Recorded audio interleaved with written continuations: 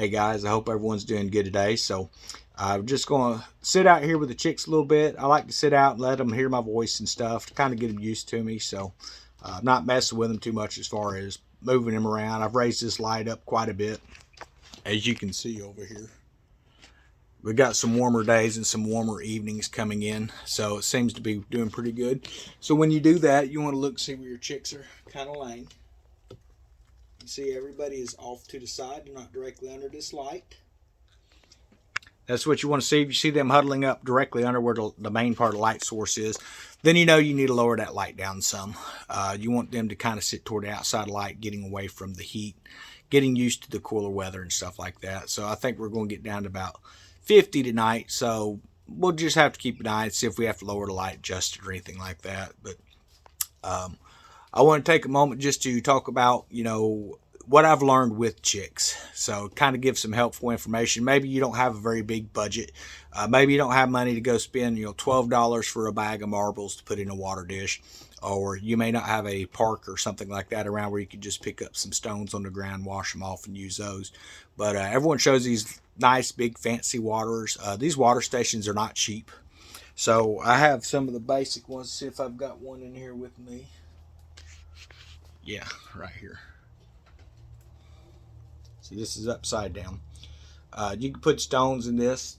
I'm not using that one currently. It's going to get washed and all. I've got some quail coming out of the incubator here in a few days. But I usually wait till they're older before I use that. So what I typically start them off with, which for some reason I did not bring out here, sorry guys. You can use any kind of old dish. I used old country crock butter container. The little square ones you buy at the store. They come in all shapes and sizes. But I typically cut where there's a 1/2 inch from the bottom all the way around. So my dish is no deeper than a 1/2 inch. And then from there I'll put, between 1/8 to 1/4 of an inch of water in there. I don't bother with the stones and stuff because I'm not going to go pay money for something that I'm just using for that purpose. I don't see the purpose in it. I've lost count how many broods of quail chicks I've used now. But I use those little waterers. They're easy to clean, to pull them out, wash them up, stick it back in, add a little water. It doesn't cost anything more than what you are using for the leftover container from something. So you're repurposing your plastic, and that's what sustainability is about. It's about finding new purposes for things, So sorry about the hair. I don't typically bother combing the hair when I'm working around the yard and stuff like that, but I use that typically, and as long as you put just 1/4 of an inch, maybe a little less, they're going to be able to get in, get the water, and get out. You don't have to worry about them getting too wet. Now, if you've got birds with splayed legs and things like that, keep them separate from the flock. You can take a shot glass, things like that. You can take a Band-Aid, the non-stick Band-Aids and stuff like that, and try to fix your legs and things like that as well. What I would recommend doing is don't really remove them from your incubator and put them with the rest of the flock. Have a separate area, because if they get into the water, they're going to die. So, and that's the truth of it when it comes to anything with birds. If they've got splayed legs, you want to keep them away from the rest of your chicks. But I just upgrade their water container, so I'll usually use that for about the first week. Then they kind of got an idea of what they're doing as far as how to get the water, get in, get out, move on, and stuff like that. You're going to find that you're going to be changing out the water pretty periodically throughout the day, 2 or 3 times a day, easy, because they're going to get in there and they are going to poop in it and stuff like that. But they're going to poop on the rocks, and you're cleaning rocks, and it's just easier to use an old dish. You could cut an old dish or something like that. So as far as the feeders, the little feeder that I have in here, I really like these things. They work at all ages. So if you can see that, it's that red feeder. So I use that for my quail from hatch on up. So now what I do though is I take that top off, because as the quail are small, they're going to crawl right in that thing. And then they're going to get hung up, and they're used to crawling in it. They're going to get stuck, and you have to pull it apart, and you're going to have quail stuck inside and things like that. But just pull the top off.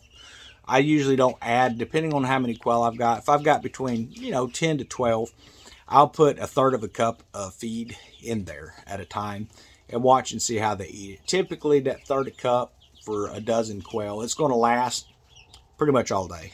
Keep an eye, make sure you're not pooping in it. they do have a tendency to want to get in and kick as they get older. So as they start getting bigger, within a week, put that top on. So they're going to be still trying to crawl in. Unless you got some runts, they're usually not going to be able to get up in it too much. But something to keep an eye out on. But I use that kind of feed station. With the chicks, I started them off using these for the chickens, using these. And they work pretty good. I didn't have a lot of issues. You do run into the issue with them kicking the bedding into it, so you have to come out and check that every so often to make sure that it's not full of beddings. Clean it out, you know. I switched over to this 2-gallon jug. Let's see if we can see that. And it's got those little water bowls on it. So this thing came with some sort of a little nipple that they can tap to get water or use the bowls. Now I am noticing with the bowls that because they're in the bedding, that they tend to kick bedding into it somehow. Usually not a lot. There'll be a flake or two in it. And I just raked that out. You can take and wash and disinfect those things pretty easily. There's not much to that. That goes pretty fast. So I'm really liking that for chickens. So I'm going to definitely be using that for my chickens after they reach about a week old. Until that point, I'll use the other style water I showed you. And these are just little tips I've gotten from dealing with different types of birds already. So as far as feed, my chicks, for my quail, I use a game bird feed. The only brand I've found really around here is Purina. And it has a 28 to 30% protein count to it. And I started these chicks off because it's what I had, eating that. But after 2 weeks, I switched them over to what is known as Game Bird Grower. So what the Game Bird Grower is that is a 24-25% protein, which is about what your chick starter feed is going to be. And it's quite a bit cheaper than that. So check your stores. I use a local supplier. It's just a little feed store up the road. And that's who I go to. They're a couple bucks cheaper than Tractor Supply. Now in a pinch, I can run Tractor Supply, which is actually a little closer. So I don't know if I'm saving much money. But, you know, it adds up. If you're buying in bulk like I do, it adds up pretty quick. But that's what I want to use on those guys. Now, as these chickens get older, I will switch over to an actual chicken feed. And the reason I'm going to do that is because it's a lot cheaper than buying game bird feed. If you're just buying your chicken feed, your chicken scratch and things like that. So a difference between chicken feed and chicken scratch. So you're going to notice like chicken scratch, it's going to be different type stuff you can get. The most common is going to be cracked corn. Don't feed your birds the cracked corn as just its own source. That is a scratch. So from what I'm to the understanding is when you take your chicks or you're letting your chickens out, if you're wanting them to kind of root around a certain section of the yard, you get them used to coming to that scratch feed, and you'll just broadcast it across the area you want them to go. While they're digging up, trying to get that scratch up, they're digging up the yard, turning the soil over, they're revealing bugs and things like that they're eating as well. And it kind of keeps them in that area. If you're just using where you're just coming out and you're just throwing the scratch into their food dish, they're not getting the nutrients they need. As far as, layer feeds and things like that, I got a ways to worry about that. Now, they do have a game bird layer feed. I do not buy it. It costs about $10 more per 50-pound bag. And what I end up doing is I just use the grower feed. I don't use finisher. I use grower. And it has everything they need in there but the calcium. So to save money, you can buy a 50-pound bag of crushed oyster shell. Pulverized oyster shell. Comes in different sizes and stuff. I just get it for chicken size, and I put it in a separate bowl. And I typically fill that bowl about middle of the week. I'll put some in on Sunday, and usually by Wednesday, Thursday, I'll just put it in. I don't fill it to the top because these birds, they like to get in and bathe around and stuff. Whether they've got a sandbox to play in or not, they're going to get in it and they're going to kick it everywhere. So just put in, about a quarter of a cup at a time. That way it keeps them from getting in, kicking around, digging around. And that keeps the calcium up. So for additional supplements that I do, I have been using the black soldier fly larva. And I had some of this given to me recently by Grubterra to try out. And birds seem to love it. Birds like bugs. They don't really care what. I like the quality of it. I don't order a lot of food and stuff online, though. I typically stick to local suppliers and stuff. But if I see that in the store, I definitely will pick it up. But It's just some different little things you can use to save money. So if you've got your chickens free ranging and you got a yard that's full of bugs, which ours is, I mean, it's crazy full of bugs, you can just turn your chicks loose, throw some scratch out, let them do their thing. Now, if you're out in the country and you have a lot of coyotes and different types of predators, I do recommend while your chicks are free ranging to be out there with them. Do not turn them loose in the yard and then go up to the store or go to work and be gone for hours at a time. Because if you have neighbors with dogs, you have coyotes in the area, there's all kinds of different pests and stuff that can actually get in and kill your chickens. And all it takes is one dog to come over and you'll be flockless when you get home. So don't leave them unattended. Now, if you live in the country and you don't have any neighbors around, you might could do a little better as far as, turning them loose, but you want to make sure that they have roosting areas, that they have trees to get in to get away from predators and things like that. If you have your bantam breeds and stuff, you need to make sure that your roosts are low enough for them to get on, but high enough that the predator can't. And maybe you need to set up a succession of them so they can go from one roost to the other and increase how high up they get. Because if you're trimming your chicken's wings, you're reducing their chance of being able to get away from predators. But you're also reducing the chance that they're going to take off flying through the wild blue yonder, and you're not going to be able to get your chicken back. So, typically they'll return to the roost, they say. I don't know. We're going to find out. I have noticed with the quail, we had a situation, it's been months ago now, back before winter hit, where I'd released some or took some quail to put into the grow out pens, and three of them blew up into the air, just exploded out of the box when I was putting them in. And that was my fault. I wasn't really paying attention. I was half asleep. I caught two. The other one took off. The next morning, the other quail had come to the coop, which he had not been accustomed to going to, but it did pop up over by the rest of the birds because it could hear them calling and it wanted to be near the other birds. They are flock animals. So it worked out pretty good. But we do have a lot of feral cats in this area, so it could have ended badly for that bird. So things to think about as far as what does it cost to feed your chickens. Man, I have no idea right now. As far as while they're chicks, they eat periodically through the day. That dish y'all seen in there, I can fill it up and it lasts all day. And I'll check it in the evening and there'll be about half of it. By the time I come out the next morning or afternoon to get my birds taken care of, it's pretty well empty. So, but they're not acting like they're starving when they're eating either. But that thing only used to have to be filled halfway, and here we are at 3.5 weeks in and it needs to be filled. Now to fill that, to give you kind of an idea of what it takes to feed that, you're looking at about 3/4 of a country crock bowl. This is a 2 pound 13 ounce package. It says 45 ounces, if that gives you an idea, and that's for 11 chicks, and that typically lasts them about all day. Now, as they get older, within the weeks to come, I have that an automatic brooder that came, or brooder, an automatic feeder. Okay, it's not really an automatic feeder. They call it that. It's just a large tank feeder, 2 gallon, just like the water dish.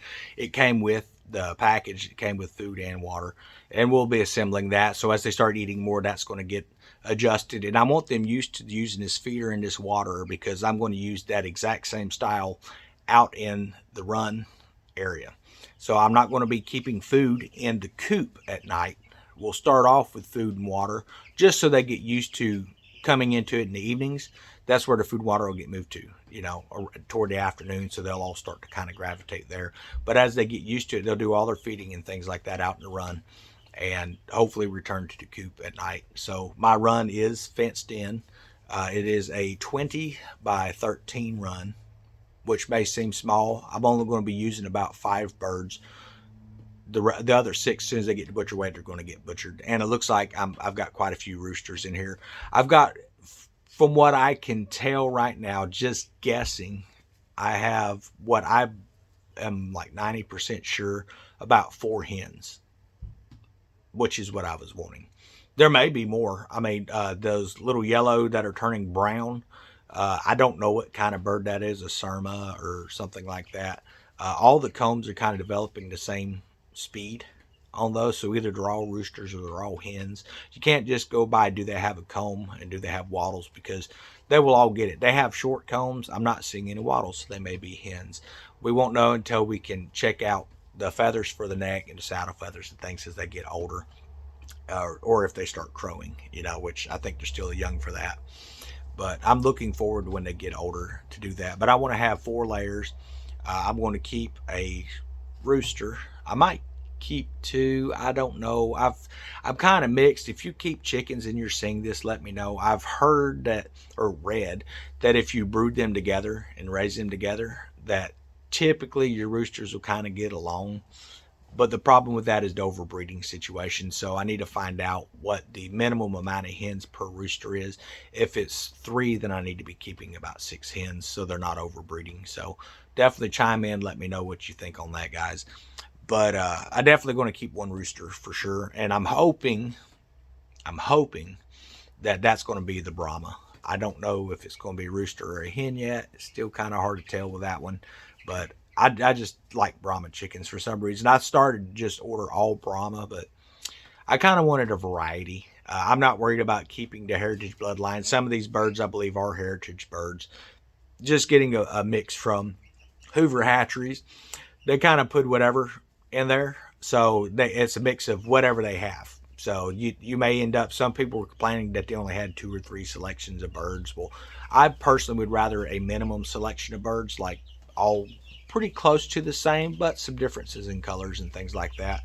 But if you get 12 different birds or bird types, then you're not going to have any heritage breeds. So it may be a situation where, one of these breeds that I have, like the black Australorps, maybe I have a rooster and I really like the way he's made up, at which point I'll keep him for breeding and things like that. So just going to have to wait and see. Now, I have noticed that these guys are kind of getting to the point where they're doing their pecking order. And I tried to catch some of it on video, but by the time I went and got my camera, they had stopped. And right now, they're all just kind of laying around being lazy. So if that happens, I'm going to swing the camera around. But it's kind of funny because these little yellow ones that are turning brown now, they'll squat down and lower their heads toward each other and then take off flying with their talons or their feet, like they're going to nail the crap out of each other and stuff. And it doesn't matter what chicken it is that's in here, what chick it is. It's the yellow ones that are initiating this stuff. So I don't know if that means that they're roosters or if they're hens or they're just doing their pecking order. They all have about the same size combs from what I can tell. So they may all be roosters or they may all be hens. I don't know. But we're going to just have to wait and see how that works out. The run, been checking it. Something I'm going to do, I think, to test that is I'm going to take some chicken breast that I have in a house, and I'm going to hang it up on one of those skewer poles in the center. And I'm just going to see if a predator can get in that run now. And the reason I'm going to do that is not because I want predators coming around, but if you got a piece of, chicken breast hanging up in there, is that going to be more appetizing for them than, say, 5 or 6 chickens actually just running around in the coop? It's hard to say. So this is going to be a good way to test and see if my thing's going to be predator proof or not. But maybe it's not a good idea, but I'm going to try it anyway. And I'm going to come out here. I've got, different types of systems and stuff like that. And I'm going to, hopefully, if it's luring predators in, rather than letting them actually get into the coop, I can just take care of the predator at that point. I don't think we're going to have a whole lot of issues. Maybe some with the neighbor's dog. We'll just have to wait and see. They seem like they're doing better keeping them in their own yard. But there again, they work, things like that as well. So if my chickens are out moving around, they're definitely going to have me out here, and I'm definitely going to have a firearm with me because I'm just not going to deal with stuff. If their dog starts killing some chickens and things like that, checking on the local laws and stuff, even the livestock laws, where yes, you can defend your flocks. You can actually face a misdemeanor, which you would win in court, but you still have to go to court to deal with it. It's just what I've been reading for the area. That's if they push the issue. So it'll be one of them situations where I'll make sure that I've got, a leash and something, to deal with this dog if I have to, or maybe, we'll just have to see how it works out. But I have a pretty good idea what I'm going to do in that kind of situation. I'm not going to share it on here. But they have been spoken to about this situation. They're supposedly going to get one of those wireless fence systems put in. I'll believe that when I see it. But we'll just have to wait and see. I like dogs. You know, I own my own dog. He's an English bulldog. His name's Buckwheat. I've put a few little videos up here. Some questions about why did I name him Buckwheat? Is it because I like the flower? Um, I'll be honest with you. I didn't realize that there was a flower named Buckwheat until, recently. The reason he got his name is I was a Little Rascals fan growing up, and one of my favorite characters on there was Buckwheat, and I like Stymie. I know that's not typically the ones everybody seemed to like in the shows and stuff. I'm talking about the original Little Rascals, not the remakes. But my plan was to breed them, and then to name each pup, and just have the full cast basically. That didn't happen. After about 7 months, I was thinking about maybe getting another one, to begin with. But after about 7 months, I wanted to give it a little bit of time. I decided that one was enough. They're great dogs. They're sweet. They're bullheaded. They listen when they want to. They don't listen most of the time. They kind of do what they want to do. He rules the roost to a degree. He's got his own chair. When company comes over and they try to sit in the chair that he's claimed, he aggravates them until they leave. So I'm not a very social person anyway, so it kind of worked out for me. People come over, they don't stay long. They kind of, oh, your dog's getting on my nerves, and they leave. So, which I'm fine with. I don't like people just kind of showing up unannounced as far as like that. Now if it's family is one thing, but just regular people. I remember I was up in Oregon, and I had just come off like a 2-week straight shift with hardly any sleep, and I finally had one day off, and I'd stayed up that evening and was just getting ready for bed, and there was a knock at the door, and it was the manager of the place I worked at, or the maintenance manager, and he wanted me to help him put a water heater in. On my day off, I'm going to come help put a water heater in for free. It didn't happen. And then like holidays and stuff, I kind of stick to myself around holidays. Sometimes have rough days with that. And I had a buddy I worked with at work, and he's knocking on the door, wanting to know if I want to go to a movie. Well, no, I don't feel like going to the movie. And he got the earful about, don't come to my house unannounced, call first, things like that, and all. But the part of the reason why is because I, had already had someone coming over doing dinner and stuff like that, But, and even at that, I don't get into the whole dating scene and things like that because people just kind of get on my nerves after a while. But that's just me. Everyone kind of has their own. We're going to check these guys, see if they're doing anything. No, they're all just laying around being lazy. I mean, these guys are so lazy, they're not even going to stand up while they eat. Look at this. They're laying down by the feet or eating. So, they're kind of lazy birds. But, hey, it is what it is. So, I hope everyone's having a great day.